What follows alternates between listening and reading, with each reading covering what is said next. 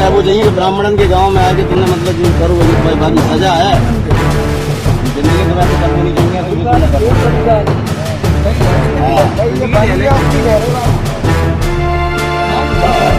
चाहिए महाराज क्या करें पूरे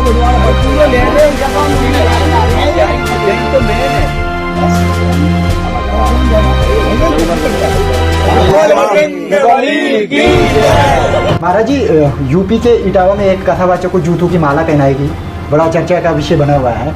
इसे लोग कैसे मतलब किस तरीके से लें इस विषय को? देखो, इस प्रकार जो समाज में घटनाएं घटती है वह बहुत ही निंदनीय है, शर्मनाक है। इस प्रकार की घटनाएं नहीं घटनी चाहिए। ऐसी घटनाओं से समाज में अशांति फैलती है, वो ठीक नहीं है। देखो, हम सनातन धर्म को मानने वाले लोग हैं, तो ऐसी कोई भी घटना हो तो हमें क्या करना चाहिए, उस पर पहले विचार करना चाहिए। हमारे धर्म का सिद्धांत है वसुधैव कुटुंबकम। हम पूरे विश्व को कुटुंब मानते हैं। अब विश्व में कहीं कोई गलती करता है तो इस बात को, इस सिद्धांत को पकड़ करके हमें आगे चलना चाहिए। वसुधैव कुटुंबकम है और परहित सरिस धर्म नहीं भाई, सबका हित करना चाहिए, सबकी सेवा करनी चाहिए। इस बात को लेकर के आगे बढ़ना चाहिए। देखो, जो घटना घटी है वह सही में तो जांच का विषय है, किसकी कितनी गलती है, क्या गलती है, तो वो जांच का विषय है। सुनने में 2-3 बातें आई है।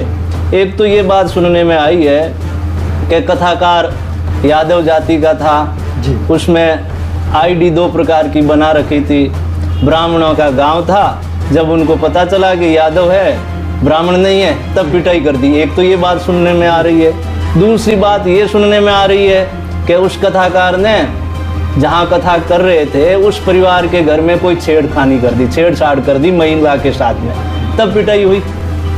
अब इसमें सत्यता किस बात में है, कितनी है? अपने तो दूर बैठे हैं तो अपने को पता नहीं है, तो सत्यता किस बात में है, इस विषय में तो जो सरकारी विभाग है वो जांच करेगा और तब सही पता चलेगा। परंतु दोनों ही बातें गलत है। यदि कथाकार को जाति देखकर पिटाई की है तो भी गलत है। क्या कथा कौन करता है, कौन नहीं करता है, कौन कथा किससे करवाए, ये सबकी स्वतंत्रता है आज के समय में, क्योंकि अभी के समय में देश संविधान से चलता है जी। तो संविधान से देश चलता है, उस प्रकार से लोग चलते हैं, तो इसमें सभी स्वतंत्र है। उनको कानूनी कार्रवाई में जाना चाहिए था। इस प्रकार पिटाई करना, चोटी काटना, ये सब करना, माला फैलाना, ये गलत है। अखिलेश यादव हल्ला मचा रहे हैं, तो मैं ये जो कथावाचक का वीडियो बनाया क्यों किया? सियासी रोटियां सेकने के लिए या फिर पाखंड को नंगा करने? देखो, बनाने में तो आजकल प्राय सबके पास में मोबाइल होती है, तो कोई भी थोड़ी घटना होती है तो लोग वीडियो बनाने के लिए लग जाते हैं। एक ये भी कारण हो सकता है। दूसरा ये भी कारण हो सकता है कि यदि छेड़खानी हुई है तो वो तो किसी के भी घर में यदि ऐसी घटना होती है, हम कथाकार किसी कथाकार को बुलाएं और वहाँ पर यदि कोई कथाकार छेड़खानी कर लें, जैसे अखिलेश जी से भी पूछा जाए कि आप कथा करने के लिए किसी व्यक्ति को अपने घर पे बुलाओ और कथा करने वाला कुछ छेड़खानी कर दे घर की महिला, आप क्या करोगे?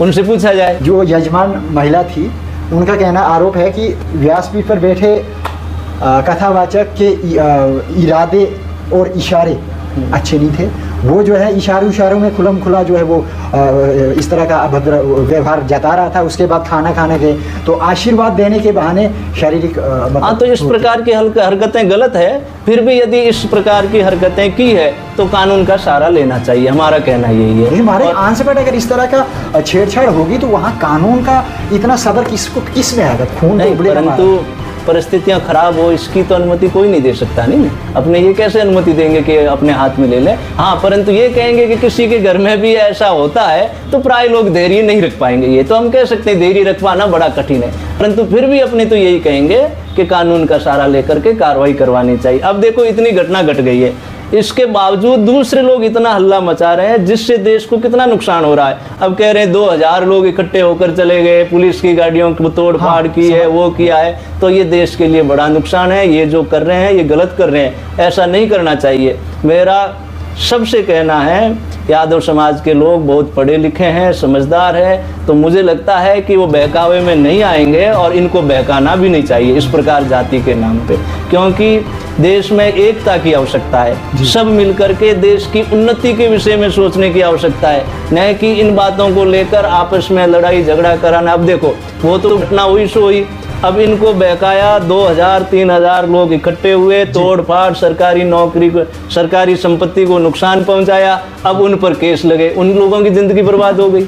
अब वो जेल में कितने दिन रहेंगे, किसी की सरकारी नौकरी थी, कोई सरकारी नौकरी पाने वाले थे, तो कितना नुकसान हुआ। इसका जिम्मेदार कौन है?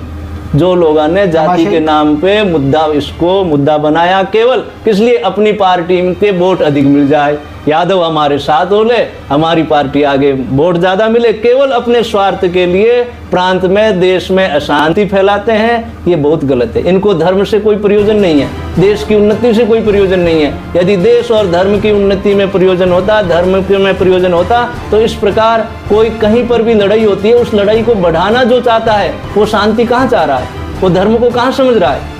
यदि धर्म को समझते तो कहीं पर भी यदि दो पार्टी लड़ती है, दोनों को प्रेम से समझा करके, दोनों की जो गलती हुई है उस गलती का दोनों को दंड दे करके मुद्दे को समाप्त करना चाहिए। देखो कोई भी लड़ाई होती है, एक गाली देता है, दूसरा सामने वाला 2 गाली देता है, तो ये लड़ाई कब समाप्त होगी? दोनों को रोका जाए।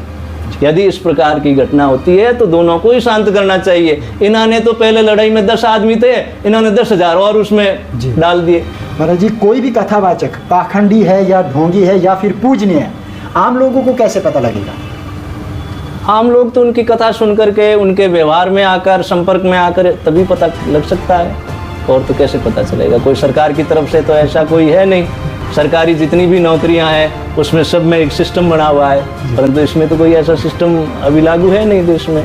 इसलिए वो तो उनके संपर्क में आकर उनकी कथा सुन करके जांच करके ही करना चाहिए कि किन की कथा करवाने से समाज का हित। महाराज जी, जिस कथावाचक को नाक रगड़ाएगी, पेशाब का छिड़काव किया गया, जूतों की माला पहनाई गई, अगर 2 मिनट के लिए फर्ज करते हैं कि उसने गलत व्यवहार किया था, उसको सजा तो मिलनी ही थी, लेकिन क्या आपको लगता है कि उसको सजा जो पर्दे के पीछे सजा देनी चाहिए थी? ये सनातन धर्म को नीचे दिखाने की। देखो, इस प्रकार की घटनाओं को कोई स्वीकार नहीं करेगा।